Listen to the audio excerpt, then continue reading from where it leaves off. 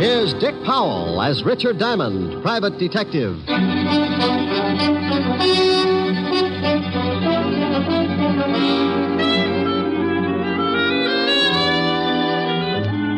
Hello there. This is Diamond.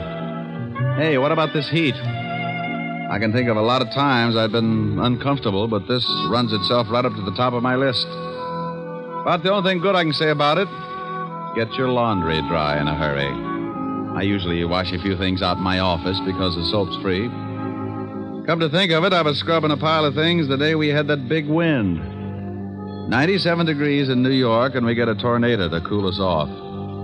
I had so much dust in my office, I could have supplied mud pies to the whole neighborhood. And after it was all over, the cigarette ad on Broadway was blowing smoke rings through the trap door of one of my scattered longies. The waves in Long Island Sound were so rough, a friend of mine capsized, and when he came up, he found 3 terrified herring hiding in his nose. Oh, it was swell. One minute it was so hot you couldn't move, and the next, a 58-mile-an-hour wind was doing the moving for you. Then, to top it off, I got mixed up in one of the grisliest cases I'd ever worked on. It all started one evening. The car was moving down a lonely road, 2 people in it. In a couple of minutes, one of them would be pretty dead. What are you stopping for? What are you doing?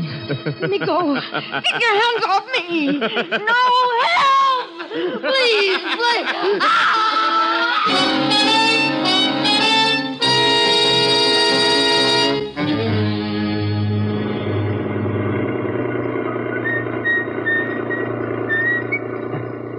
Hey, Ed.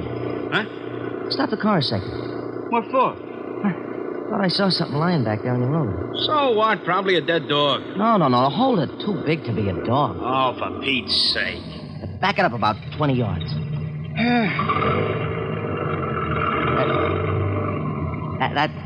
That's good. Okay, where is it? Right over there. Yeah. Hey, come on. Hey?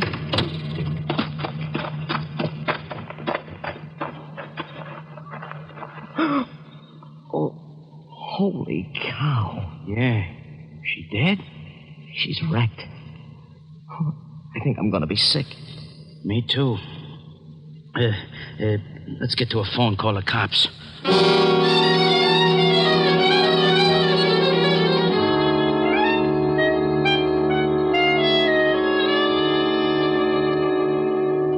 Knit 1, purl 1.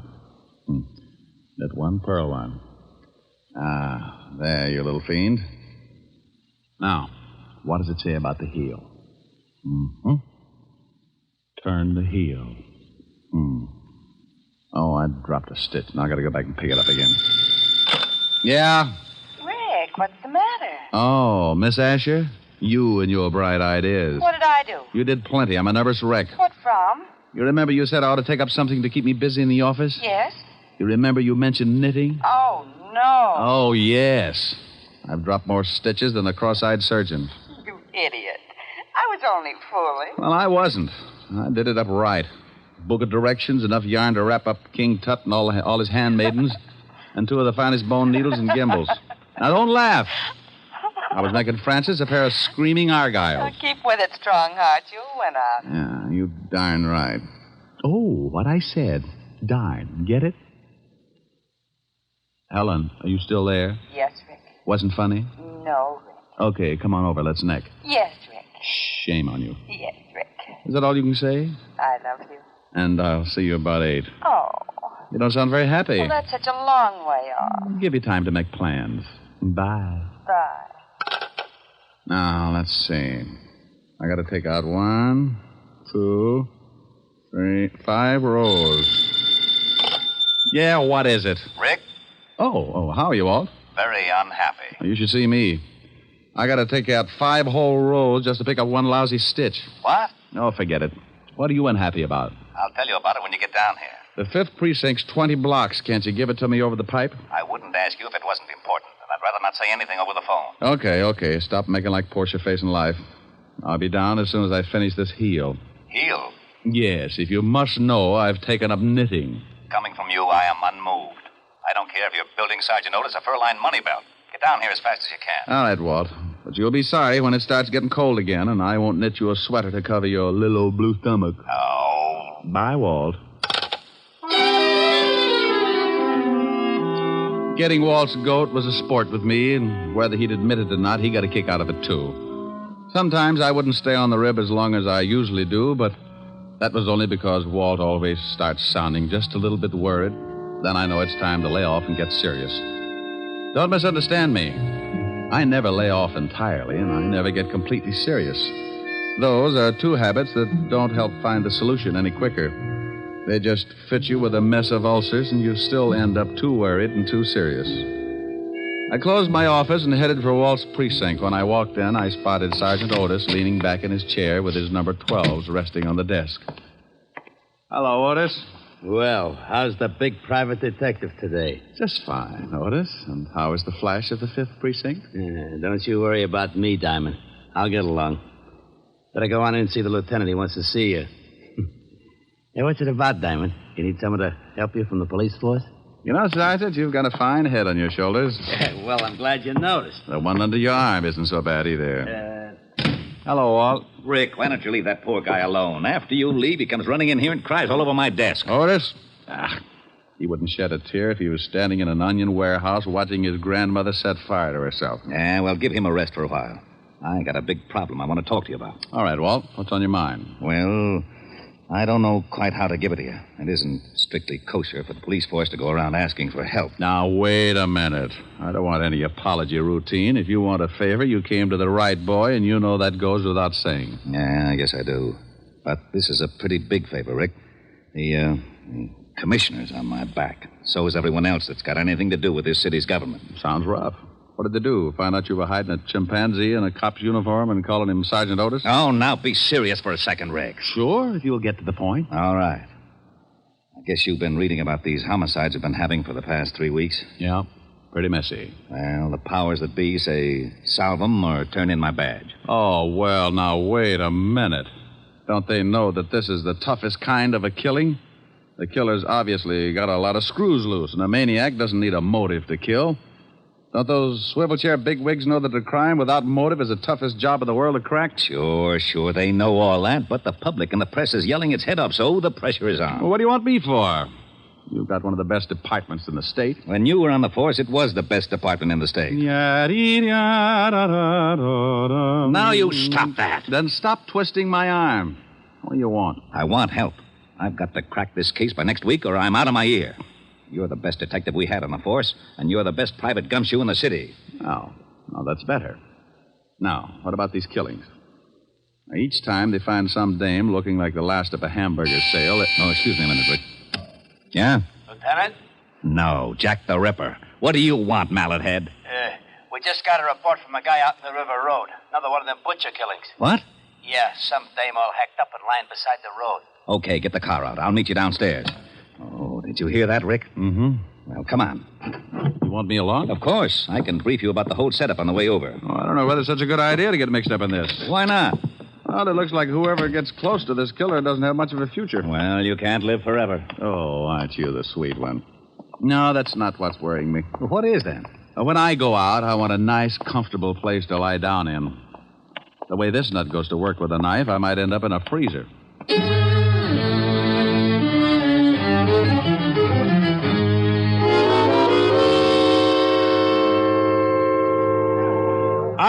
All right, everybody's back.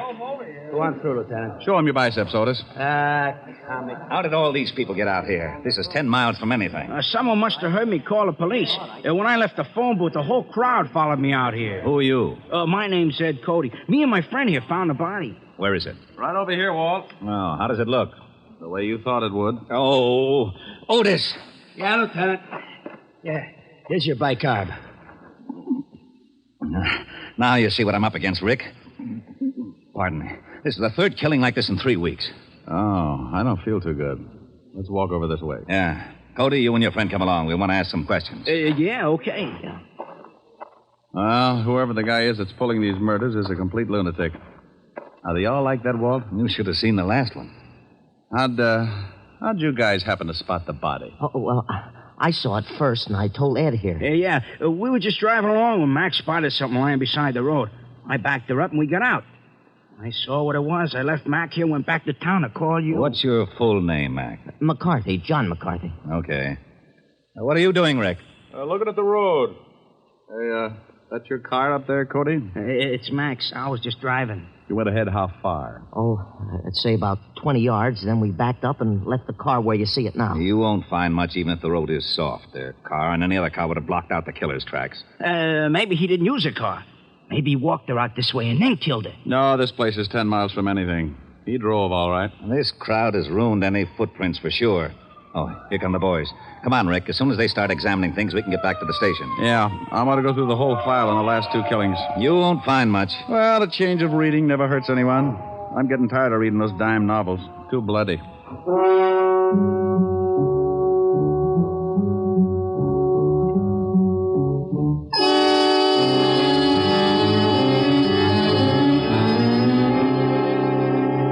Well, that's the whole mess. No leads at all, huh? Not a one. I'm getting nearsighted from looking at all the lineup. We've picked up everything from drunks to safecrackers. Not a lead. Same type of crime in every case.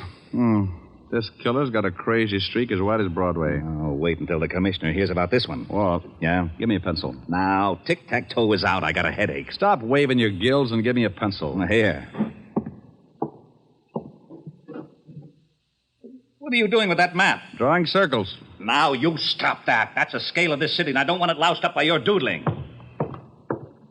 Look at that. So you make a dandy circle. Thanks. What's it for? How should I know? You drew it. Drew what? The circle. Wasn't that a little foolish? Of course it was. That's what I'm yelling about. Well, that's bad for you. What is? Yelling. I know it. I thought you said you didn't know. Know what? About the circle I just drew. What circle? The one on the map. That's what I was yelling about. Why? You didn't draw it. I know I didn't. You did. What for? How should I know? You're a policeman. What in blazes has that got to do with it? You were a rookie, weren't you? Of course I was. You worked your way up to sergeant and then to head of the homicide, didn't you? You know very good and well I did. Wasn't it a little tough? You bet it was. I pounded the beat for 4 long years. Did it by the sweat of my brow. Now, wait a minute. How did we get into this? You asked me about this circle I drew. I did? Yes, Walt. But you didn't know what it was for. Oh, yeah. What is it for? It's for you. I get... Yeah, it's not bad. Oh, I knew it. You lowlife, you conniving, dirty, underhanded louse. You always do this to me. I think you sit around nights and pull the wings off of flies. Moths. All right, moths. Sit around and dream up little monstrosities to pull on the police force and use me as a guinea pig. Right, guinea pig. You call me, Lieutenant? No, get out of here, you idiot. Yeah, Lieutenant. Diamond, for once I'm going to find out what's at the end of this merry-go-round. I want to know about that circle. And I'm going to get it out of you if I have to shove that map down your throat. Just who do you think you're talking to? Huh? This happens to be the commissioner, Wilson. Oh, not you, Commissioner. Now, you understand that, man? Oh, yes, Commissioner. I'm the commissioner of this special case. You understand me? Yes, Commissioner. Now, you best stand there. What have you found there? Well, I just went out and looked at the body. Well, if you don't get some action pretty soon, I'm going to have to put somebody else on because every man you've been in it for the Yes, last 4 days, but- I can't see any reason but- for you to see, it's gonna but- take you but- time. Your motor's running. You shut up. No, Commissioner, somebody else. All right. Yes, sir. Get on this right away. Fast. Yes, sir. Now, go for it. Don't let me see you until you get something. Yes, sir. Oh, Who was it? I am not talking to you. Don't you want to know about the circle? No. Fine. When I was looking over the reports on the killings, I noticed something. You don't say. Say what? Okay, if you don't want to play, be a sorehead all your life. Well, I noticed that all of the killings, including the one we looked at this afternoon, were within at least 10 miles of each other. And the first one, this one right here, was exactly in the other direction from the last one. Bully for you. No, it's nothing. Well, using the first and last homicide for the edge of the circle, we find that the other killing also falls within the sphere. Okay, so what? Getting interested? No, I'm not. Well, the girl this afternoon had been dead for about 14 hours, wouldn't you say? Yeah, but the coroner can come closer. Well, about anyway. Now, in the other 2 cases, it says that both girls met their deaths about 3 in the morning. Now, if the last one was dead 14 hours, she comes close to that time, too. Okay. What does that prove? Not a thing, but it's something to go on. This is a wild one, Walt. But let's say that our killer started off with his victim somewhere within that circle. To drive 5 miles, half the distance of the circle, it would take him, about... 15 minutes. Okay, 15 minutes. Now, that means he left his starting point around 2:45. Now, that's a funny hour to be so consistent. You're right. Bars close at 2. 45 minutes to talk a dame into a ride? Might be. Oh, I'll be darned. I may be all wet. The killer probably started from somewhere outside the circle, but we can start by eliminating the idea of the night spots anyway.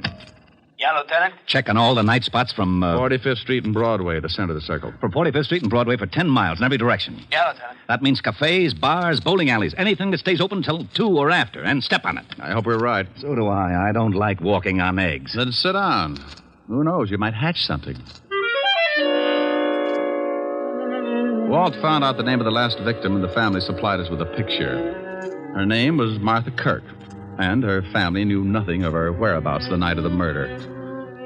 You can't really appreciate a police department until you really see them in action. Inside of 2 hours, Walt had every dive, bar, and night spot in the 10-mile circle tagged. They spread out, one man to every 5 blocks, each with a picture of the 3 murdered girls.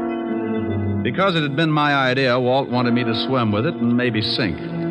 I took a little section from 48th Street to 46th Street, and by late afternoon, I'd covered most of the likely prospects. You guessed it. The bottom of the barrel was coming up fast, and it was emptier than a ballpark during a thunderstorm. No one had ever seen the 3 victims. The last spot on the list was a bowling alley. I walked in and spotted the cocktail lounge. When I climbed up on one of the stools, a bartender with a head that should have been out on the alleys walked up to me. Yeah, what'll it be? How about a glass of milk? Glass of milk?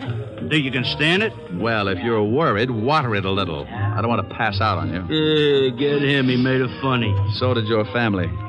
You're looking for trouble? Only if I get pushed. I'm looking for information. First door on the left. Yeah. Ever seen any of these girls before? What are you, cop? Well, let's say I'm nosy and that I've got a badge to keep me in the spirit of the thing. Oh, why'd you say so? Let me see. All right. Here's the first one. No. I ain't never seen her. How about this one? And this one? No. Hey, wait a minute. Sure, I know this one. Comes in here about twice a week. Was in last night. Gets lushed up, cries about how tough a family is on her. Name's, Kirk? Yeah. Martha Kirk. Nice looker. She was. Huh? Did she ever come in with a man? No, but sometimes she leaves with one. Same guy every time? No. Do you remember her leaving with a man last night? Yeah. Come to think of it, she did. What time? No, about 2:15. We stopped serving at 2 right on the dot. That we do. That you do, yeah. Okay. Think you'd know the guy if you saw him again? Oh, sure. He comes in a couple times a week, too. I seen him pick up a couple of strays. I guess you call him a wolf. Yeah, with a hatchet. Huh? No, forget it. Where's your phone? Right over there. Hey, here, use a slug. It's on the house, officer. Thanks. Hope nothing's happened to Martha. She was a rotten drunk. What a wonderful kid. She was, huh?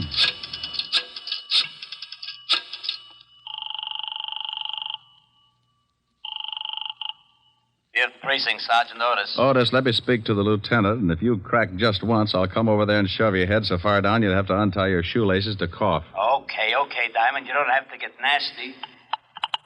Lieutenant Levinson, You can forget about retiring, Walt. you got something? Yeah, looks like. What did your boys turn up? Nothing yet. What is it, Rick? Don't play games now. Get over to 47th and 9th, the bowling alley in the middle of the block. I'm in the bar. Want me to bring the boys? No. This is one we've got to play quietly. I don't want to scare our ghoul off. I'll be right down. Hey, what about that milk? Huh? Oh, yeah, coming up. Hey, is there going to be a pinch? There is, Buster. There certainly is.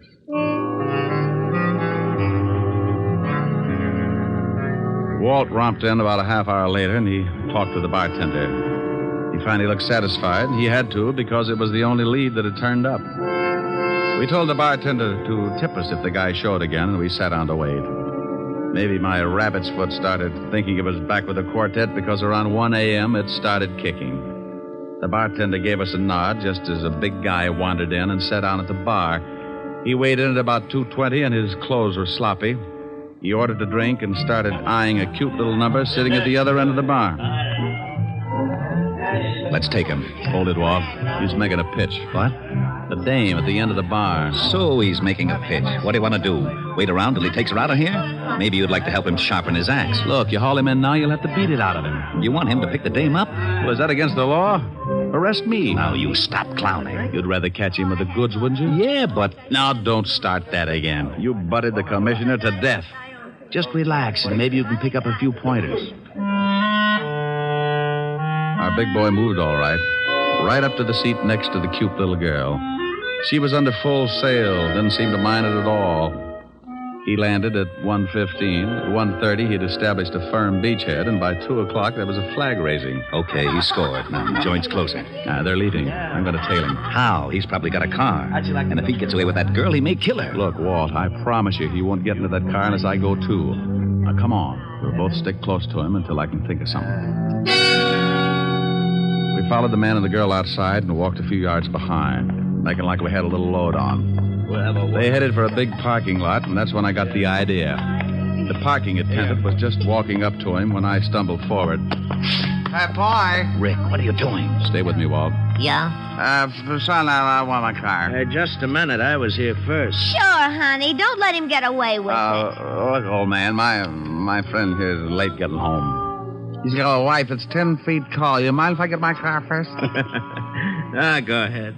Some nerve. Relax, honey. We're going to take a little drive, huh?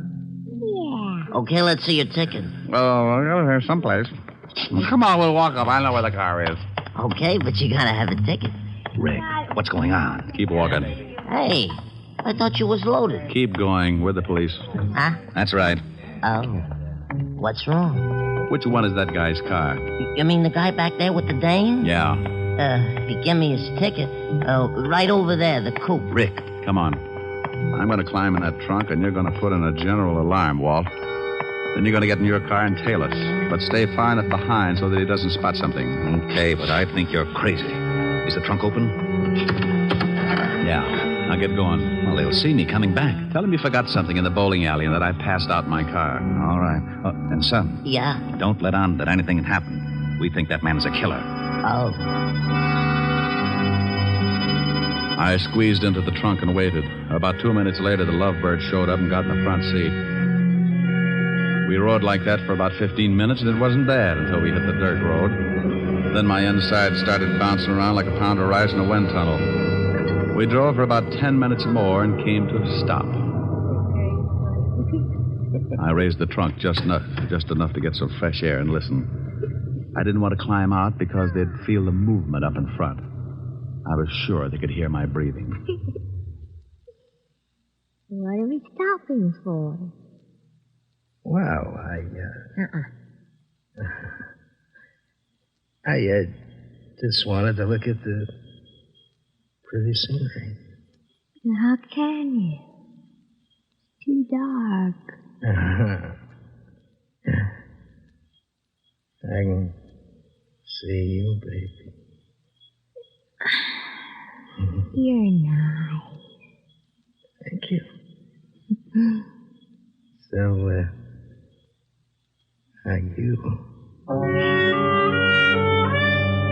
They went on like that for another half hour, and I started thinking I'd picked the wrong guy. Then the conversation changed. What's the matter? What's so funny? Don't you know? No, and I don't like the way you're acting. Women. That's what's funny. They're all the same. Huh? Just like my wife. She was like all the other women. Hey, let's get out of here. You're talking funny. Funny? Yeah. See a man and you like him. Any man. You're all alike. Now you stop that. I just came along Come because... here. No, you let me go. You ain't no different. Come here. No, stop that. Let me get out of the car. Sure. Go ahead. I don't want no blood stains on the seat anyhow. Go on, run. I'll catch you. That tore it right down the middle. I rolled out and didn't forget to take my .38 along. I spotted him in the moonlight, moving after her like a big animal. He was laughing. I could see something in his hand. It was a knife. She tripped and fell, and he moved in. He gave me goosebumps bigger than grapefruit. When he was nearly on top of her, I closed in. Okay, hold it! Help! Help! You shut up! Drop the knife! I'll kill her! I'll kill her like the rest of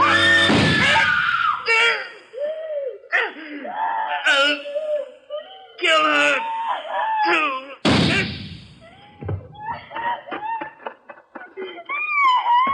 You all right, honey? No. Just take it easy. Take it easy. It's all over. I'm so glad you got here. Come on now. Let's get back to the car. Easy. You sure you're all right, dear? You know something? No, what? I think that man was crazy.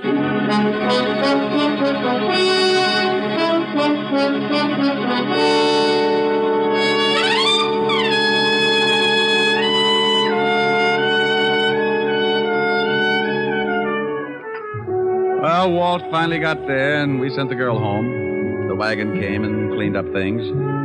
I found out later that Walt was blessed by the commissioner, and I got an assist.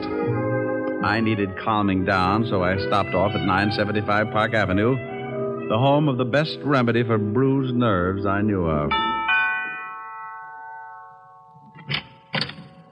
Oh, good evening, sir. Good evening, Francis. Is Miss Asher in? Yes, sir. She's in the study, knitting. Knitting? Knitting. Thank you, Francis. Knit one, purl two. Knit one, purl two. That's like taking stupid pills. Rick. Hello, baby. Oh, look what I've gotten into. I'm a nervous wreck. Oh, that'll teach you. What are you building? Well, it was going to be a surprise for you. Oh, a whole suit. Oh, silly. Ricky. Yeah? I need relaxing. You need relaxing. Oh, swell. Ricky, come here. I know just the thing. No, come over here. There's an old spinning wheel in the parlor, spinning dreams of a long, long ago. Ricky! What's the matter, dear? What about this? Cruising down the river on a Sunday afternoon. Ricky. With one you love, the sun above, waiting for the moon. Ricky. The old accordion playing. Ricky. A sentimental tune. Rick! Oh, honey, what's the matter? You can sing later. Oh. Please. What is it, really, baby? Come here. Oh, you know something? What? I may never sing again. Okay.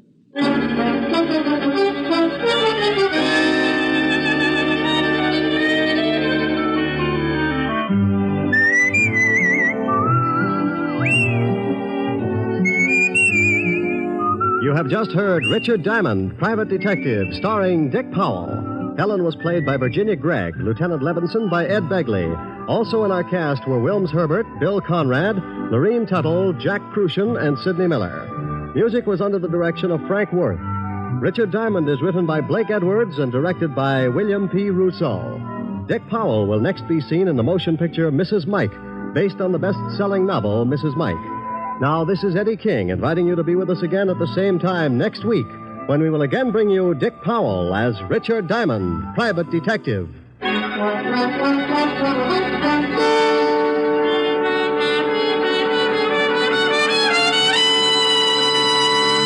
This is NBC, the national broadcasting company.